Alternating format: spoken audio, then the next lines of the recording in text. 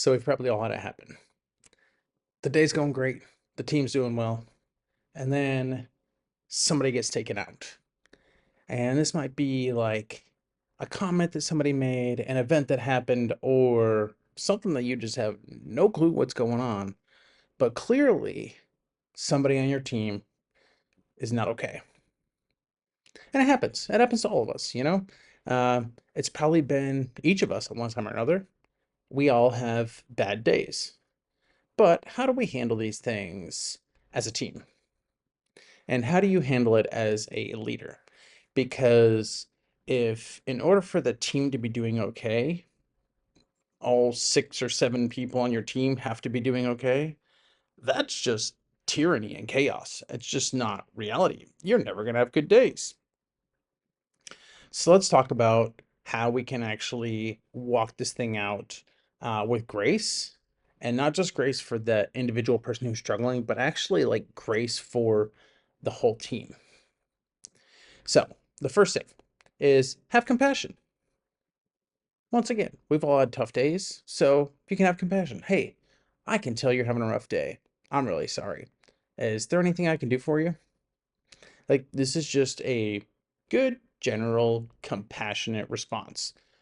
You recognize, you give some legitimacy. I can tell things are bad. I wish they weren't. Can I help you? At that point, it comes down to how they respond. And the second thing I'm going to say is discern the health of their response. And I'm going to go ahead and say, like, I'm going to say some stuff here that's probably going to sound pretty judgmental. Um, yeah, I don't have a qualifier for it. It's going to sound judgmental in some ways. But is their request, is it healthy? Is it legitimate? So some healthy responses might be, hey, thanks. I would love to process with you later when you have some time. Awesome. Great. I would love to give you some time later. Or they might say, hey, I just need some time and space to kind of sort through some stuff. These are some healthy responses. I'm sure there's other ones, but those are just some examples. Um, then there's the unhealthy responses. I just need everybody to fill in the blank. Okay, if now everybody has to change the way they're doing things because you're uncomfortable or upset, not sure about that. No, I'm sure there's cases where that could be true, you know. Maybe it's like, hey, I need everyone to be a little quieter at night because you're all talking till 1 in the morning. I can't sleep. Okay, fair, you know.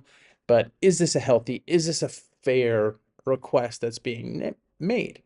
Um, if they're saying to you, I need you to fix this or some iteration of that, like they're wanting you to take ownership of their problem, also probably not a good one. Okay. Um, their problem is not yours to own. It does not mean that you can't step in and help and be a person of like grace and compassion in the midst of it, but for you to take ownership of what they have going on and just throw it on your back, um, that's not good. That's like nobody wins that game. Okay. So, another response that might happen is, and this has happened on the world race probably to most of you at this point. If it hasn't yet, just hang in there. Um, I need to just stay back today and spend some time with Jesus. Now, I'm not going to say that that's never a legit response, but I will say, and I want to give you guys permission and maybe even a challenge to be willing to challenge that response. Um, there's some realities to life that we show up and we meet Jesus in the midst of our struggles and as we're doing life. It's not that everything has to stop when we're having a rough day. Now, there are some extreme cases and examples where that might need to take place. For example, somebody just found out that a family member died, or something actually like significant like that happened. Okay, there's some of those where it's like, yeah, you might need to take a day off. But if it's like, oh, something came up, or I got offended by the way somebody did something, and I just need this time to step away and be away from everybody, like that's not really like how life works, especially as an adult. And so I want to give you like permission to push back on that a little bit and be like, hey, you know what? We really need you to show up today. And there's going to be plenty of time for you to process and spend time with the Lord. When we get home from ministry today. And so like you can kind of pray about that and see where things are at. But Yeah, just because I feel like sometimes if people pull that card of like, I just need to spend time with Jesus, we're like, oh, I can't challenge it. Almost like when people are like, well, the Lord told me. Here's something else about me. When someone says the Lord told me, that actually like turns on my questioner. It doesn't turn it off. Some people get afraid to challenge that because it's like, well, am I going to like challenge their ability to hear from the Lord? Do I want to be speaking against what God said? I actually think it's a very healthy thing in community for us to challenge some of those things and push back a little bit. Okay. And I'll say, like, the intensity of somebody's emotions does not equal the validity of their request or their struggle.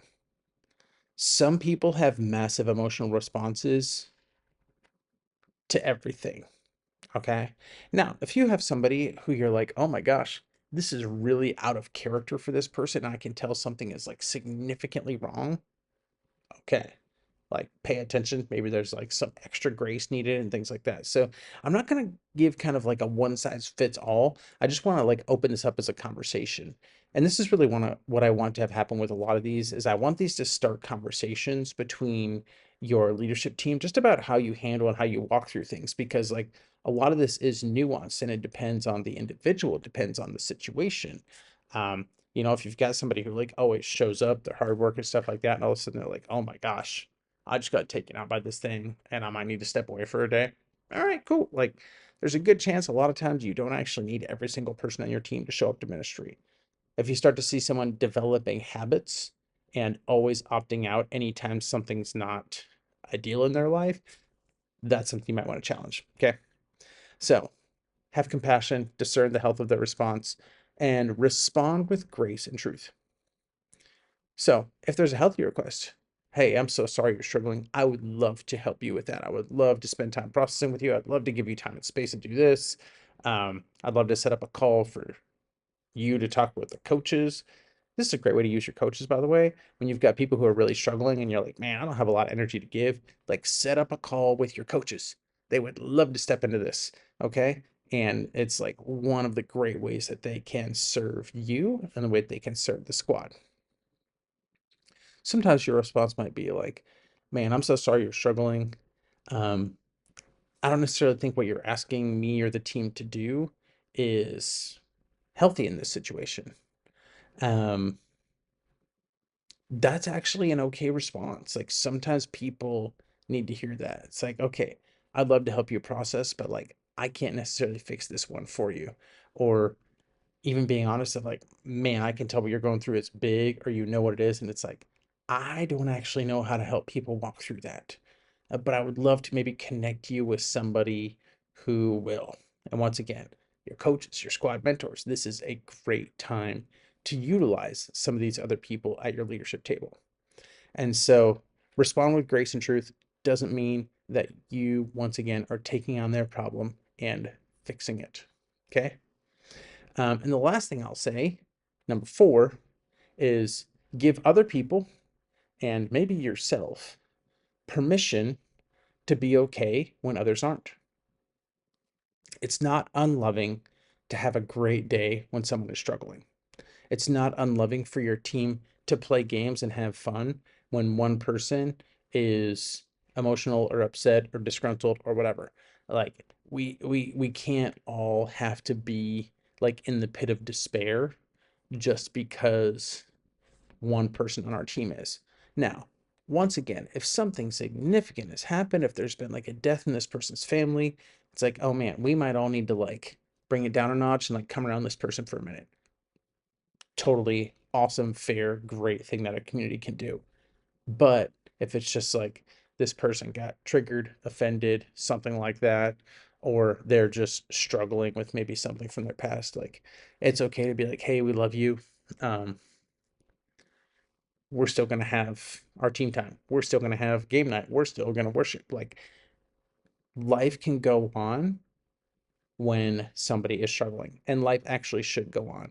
And honestly, this can even show people that like their life can go on too, even in the midst of struggle. Um, I heard something recently that's got me thinking, and I'll just kind of process it in real time with you guys about how we've really come into this like therapy culture. And guys, there is like awesome stuff that can come from therapy. And like I think it's great. I think it's awesome when people go to counselors. I think when people get to work through stuff. But kind of the flip side of that has become like sometimes fixation on our problems. And it's like we have this thing of like, I just recognize this thing that's wrong. All of my energy has to go to fixing that. I can't do anything else until I get this thing figured out or processed or, use whatever therapeutic term you want to. Um, but it ends up being debilitating for a lot of people. And like, there's the classic phrase of like navel gazing, where we spend too much time just looking at and fixating on our problems. When things come up, we need to deal with them. We need to actually like, bring them to the Lord. We need to work through them. But oftentimes, I've seen kind of culturally, we can get stuck in this place of like um, ruminating and coming back to things over and over and over again instead of actually like walking in health and bringing those things to Christ and then choosing to move forward with them. So be aware of that. Maybe be aware of that for yourself as well, but also as you walk with other people, that like, man, there might be a thing where it's like, hey, I've seen you like going over this again and again and again. Like, how do we actually help you like cling to truth and get unstuck and move forward? And once again, I'm a broken record here, but like, utilize your coaches. You guys have amazing people working alongside you. Bring them into the conversation. So, just to recap and to say again, you don't have to fix them. Your team doesn't have to stay stuck and down or depressed or like, we can't celebrate because one person over there is struggling, because that's that person today, and tomorrow it might be that person, and the next day it might be me. I don't want everyone to be miserable because I'm struggling with something. Hopefully, you don't either. If other people do want that, that's not a legitimate request, so we're not really going to give into that. So, you don't have to fix them.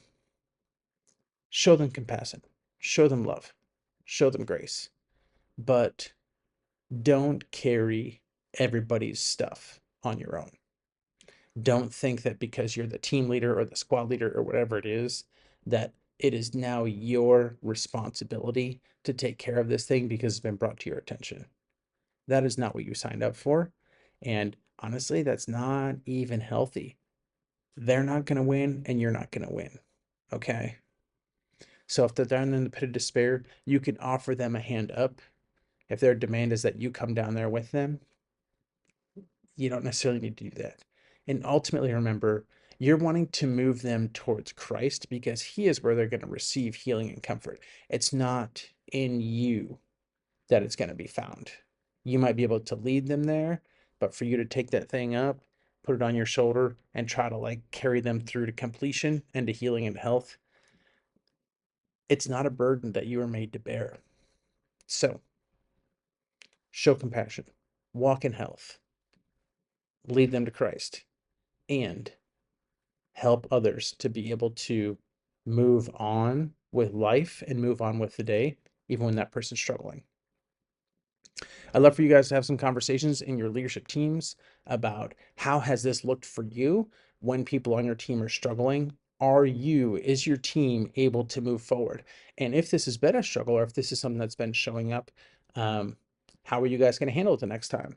And also, have a conversation with your coaches and your mentors about like, okay, what's it look like for us to connect people with you when they're struggling so that we can keep moving forward as a team, but there is somebody there to help this person out.